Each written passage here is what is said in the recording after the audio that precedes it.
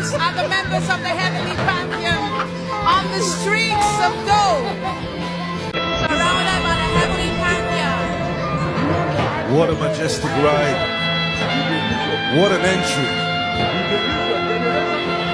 I can't even conceive of anything in my mind that's any worse than that. To use the Word of God to exploit the most vulnerable and the most desperate people among us, and then for personal financial gain, and then turn around and distort the gospel itself. These people are not Christians.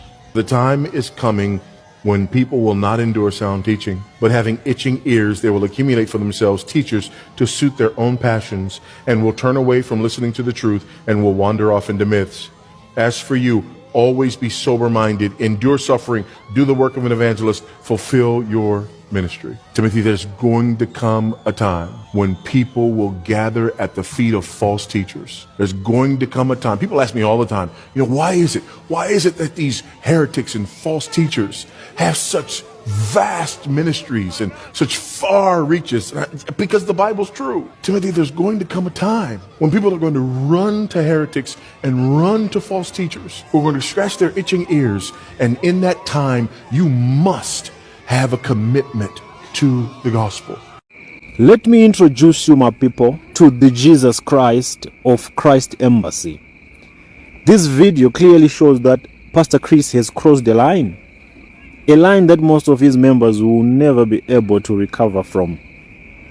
Because he has now fully positioned himself as a God. He has done so in plain sight, without shame, without regrets, and he has embraced it. His members treat him like a God. They worship him.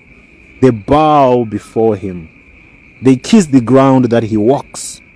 As you can see, he is seen walking on what looks like a golden path, seated on a throne, and they are lifting him up so high so that his feet does not touch the ground. And we have men and women who are dressed like angels with wings behind their backs, ushering him like he's a god. And they do believe he's a god. And the most disturbing part of all this, one that I find to be most disturbing of all, it's not even the theatrics, but the words written above and around him. These words are boldly declaring that he's a heavenly pantheon. And this word literally means that a gathering of gods. Whenever you hear of heavenly pantheons, then you must know it's the gathering of gods, not ordinary people. And by allowing this to be displayed above his seat and around the decorations of this event, he is publicly declaring that he now sees himself as a god that is worthy of worship.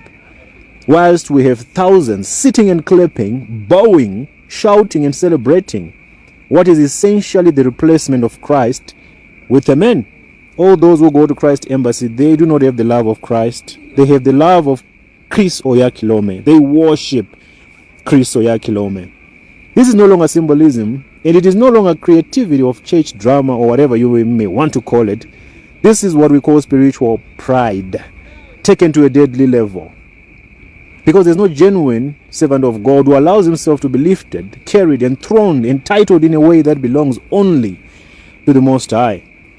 And what makes this whole thing even more tragic is that many people watching cannot see what is happening in front of them. They call it glory, they call it honoring the man of God, when it is actually idolatry. They call it revelation when it is actually delusion. And they think Christ is anointed, but Christ is cursed, and so are those who believe in him. What has happened is that innocent believers, I believe they are innocent. I consider them to be innocent.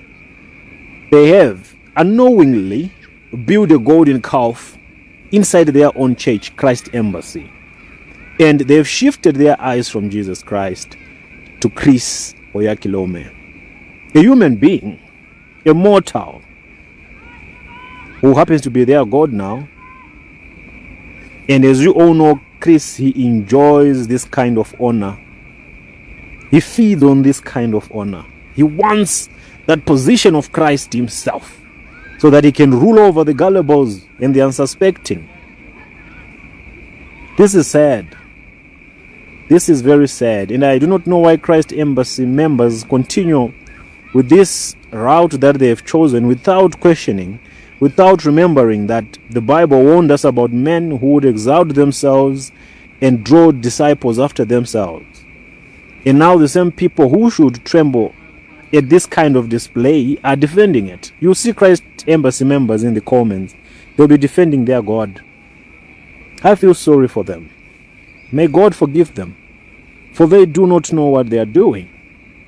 They do not know what they are doing. If they knew, they would abandon this form of idolatry. It is uncalled for. I rebuke it. I condemn it.